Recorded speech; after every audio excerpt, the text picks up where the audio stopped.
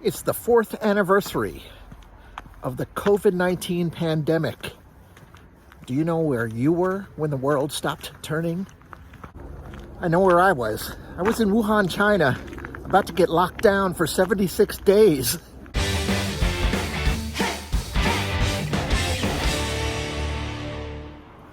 Hi everyone, my name is Jesse. Welcome to my channel. The past few weeks I have been meeting new friends here in Pittsburgh, and 3 times I have retold my story of when I was locked down in Wuhan, China. It's something I'll never forget, but I don't think of it every day. But what I've realized is, for people who haven't heard the story, they love the story. It's a great and wild story.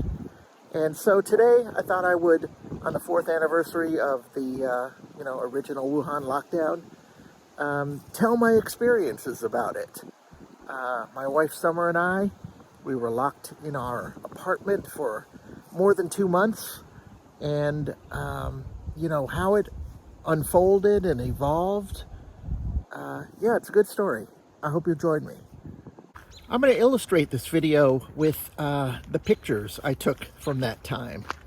And, pictures are worth 1,000 words. So let me start at the beginning, or rather, before the beginning. My school semester ended in Wuhan first week of January. And as I usually did, I immediately hopped a plane to Thailand. Stayed there, I think, from January 8th to January 19th. And when I arrived at the airport in Bangkok, they handed me a card. You can see the card here. And it basically said, if you have any problems during your stay here with some infectious disease, call this number. See, at that time, we knew that some version of the flu, or that's how we called it, was running around Wuhan.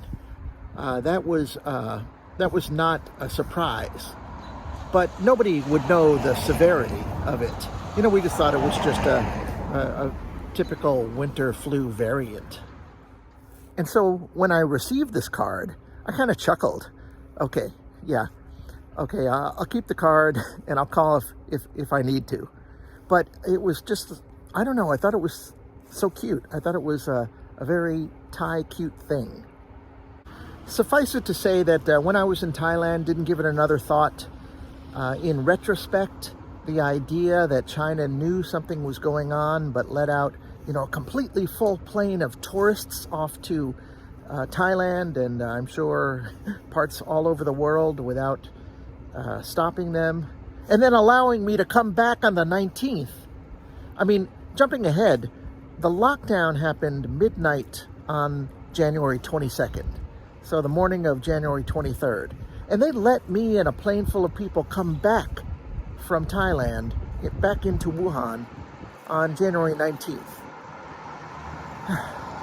Then again, looking back, it's really a good thing, because had I not been able to come back to China, God knows how many years it would have been before I could see Summer again. Because when the lockdown came, the lockdown came. Oh, and for all you in America who think that you were locked down, you in other countries that think you were locked down, you don't know nothing about no lockdowns. But I digress.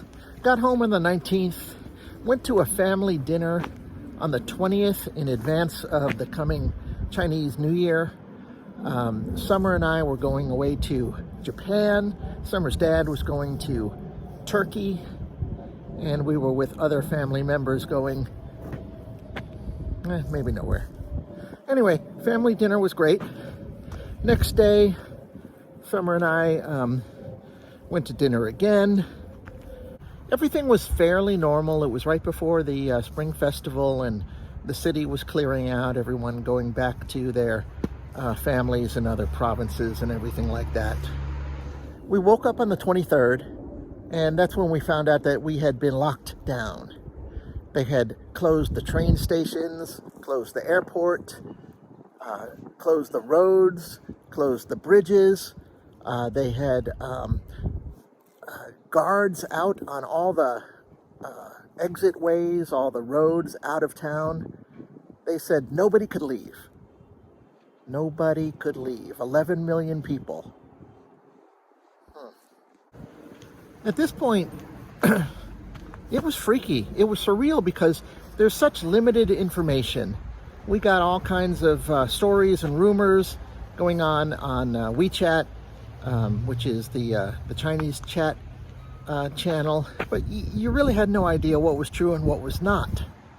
We knew that there was this disease running around my city. We knew that people were dropping dead. Hospitals were being, pushed well beyond their max. Bodies were being dumped off in front of the hospitals. It was just, separating fact from fiction was difficult, but you knew that this was bad. We did like everyone else did. We went to the supermarket, bought what we could, and then I remember we went to Starbucks. We went to Starbucks and sat there for a couple hours and unraveled our plans to go to Japan in a few days. We called all we had to call.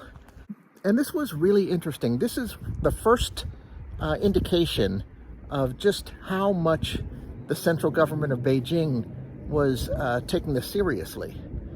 They had told all travel agencies and companies that they were to give 100% full refunds immediately with no questions asked. And then at some point, the Starbucks folk told us that they were closing down. Okay. And we could tell around us that everyone was closing down. The only things that were open, after that first day were the pharmacies and the supermarkets.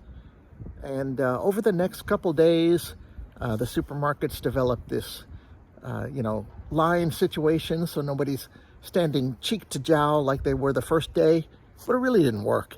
Once you got into the checkout line, everybody was crowded together like sardines again, with this novel coronavirus running through our city.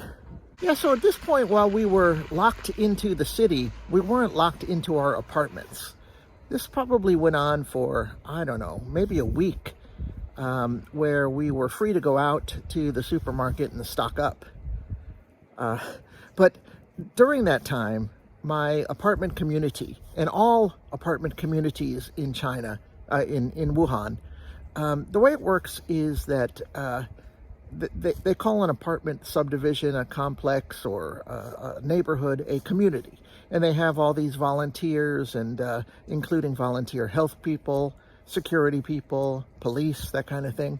Anyway, they erected barriers, kind of these makeshift barriers that we could not leave our apartment without going through security. And at that point, we could leave, but they didn't want us out much. I remember one day, second or third day out there, the guy told me, "You're going out too often. Stay in." By the way, in our community, which included my 27-story apartment building and a twin next to it, plus dozens and hundreds of small apartment buildings beyond it, I was the only foreigner in the whole place. So that was an experience. At some point, the real lockdown came. I don't know, maybe a week later. And we were told to stay in our apartment. Not go out in the hall, not pass go, not collect $200. Just stay in our apartment. So you're thinking, well, what do we do for food? The powers that be had arranged to deliver groceries to literally every person in Wuhan. It was amazing. I mean, really amazing. We're up there on the 22nd floor, looking out our balcony. And I'll show you the pictures of when the food arrives. We would get these texts. We had a community chat in our community. And so they would say something like, "Okay, the food is down there. Go down and get it." And so we would go down and pick up our groceries. And yeah, it was really amazing. The grocery bags were, they came about twice a week, and they were pretty consistent, pretty similar. We would have some vegetables, onion, a huge carrot, a hunk of pork, and cabbage, mushrooms. It didn't change that much. I mean, believe me, I got sick of eating carrots. You might be asking, where did this food come from? So the central government had arranged to keep the train lines and the freeways open to allow in essentials, produce, and other food stuff. Oh, we got big bags of rice, that kind of thing. So it was a total lockdown under control of the government, and the government was making a top priority of Wuhan to make sure that I didn't starve. Meanwhile, the outside world of Wuhan was a complete mystery, a complete blur. We really didn't know what was going on, just all these terrible, terrible, terrible stories, some of which were clearly real and others probably real. And just by pure luck, coincidence, good fortune, our community did not have any infections. Throughout the large city, some communities were just devastated, and others, like ours, were unscathed. Let me take you inside our apartment. We have a small apartment. It's a one-bedroom. I think it's, maybe 500 square feet. We are very fortunate that we have a balcony on the 22nd floor, so we always had a kind of a view to the world, and I think that was really important. We were both teachers, me at Wuhan University and my wife at an international high school, and the spring break gave the schools time to set up the online schooling system. So, we had jobs. Once the semester started, we got paid, and we didn't have any loss of income. At some point during this 76-day lockdown, I don't know if it was 1 week, 2 weeks into getting locked into our apartment, our food options started opening up. We had a little convenience store at the foot of our building, and the proprietors were able to open it up. They were sold out of pretty much everything quickly, but they had a lot of wine, and they were very happy to deliver it to my door. That was all on the hush-hush. They weren't supposed to open their little store. But at some point, like I said, stores around the city were allowed to open up for delivery. So there'd be this kind of Groupon on the fly situation set up. We would get these texts in our building saying they're going to sell some frozen dumplings. They got to sell 200 packages. So we got to get an order of at least 200 packages. Who wants? How many do you want? While our little one bedroom was not big by anybody's standards, it was enough for the two of us to have our own separate room to teach. And Summer, she sometimes went out to the balcony, which was very cool. One of my best days came when we got a message saying, Manager Liao has prepared these vegetables for you. Come down and get them. They're not part of the regular government distribution. They were, I don't know, must have been a friend or an acquaintance of our Manager Liao. Was the leader of the community. And so they got these wonderful fresh vegetables that probably tasted better than anything that we've had. There was, however, always this dark cloud hovering over us. What if we get sick? This was, you have to remember back to the early days. They didn't know what the disease was. They didn't know how to treat it. They didn't know how to cure it. There was no vaccine. Truth be told, I wasn't as afraid of getting COVID as I was of testing positive and having the people in the white hazmat suits come haul me away. Yeah, that was the biggest fear. That was by far the bigger fear after the original total not knowing what's going on. They weren't messing around. There was no, okay, if you get it, stay home and take some Tylenol. It was, if you get infected, whether you are symptomatic or not, you have to be taken away to a hospital. But really, you would only be taken to a hospital if you had major symptoms. More likely, you would be taken to one of these makeshift hospital bed auditoriums. They set them up also in gymnasiums at schools and theaters and football fields, where they just lay out cots and you just get hauled away there, and you just have to stay there for 7 days, 14 days until you test negative. And aside from that ridiculousness, it was more like you would be hauled away into kind of this COVID incubator where, probably 9 times out of 10, if you came in with no symptoms, you'll come out with symptoms, then get thrown into the hospital. But anxiety aside, the day-to-day was pretty boring. The good news is we get along great. We never had any problems. And we did hear stories, though. Never knew what was true and what not. It could have gone two ways. It could have gone that in our 76-day lockdown, there could have been a lot of births, pregnancies, or there could have been a lot of divorces. I think as it turned out, it was more the latter. Meanwhile, the food situation gradually improved. They allowed restaurants to open as ghost kitchens, delivering meals. So we would be able to get our first, restaurant-prepared meals delivered to our room. That was cool. And every day we would just watch the official count, the official body count.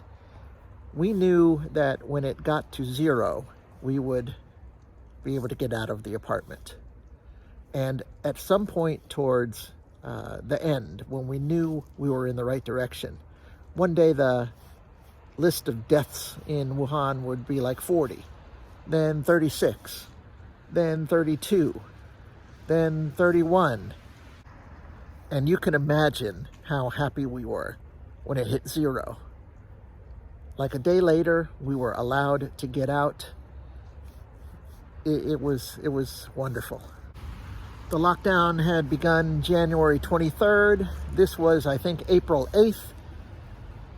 It was a long, strange trip, that's for sure.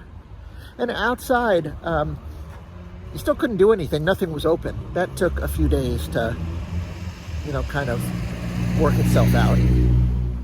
By that time, they had developed this QR code app for our phone that showed a green code if we're healthy and a red code if we're infected.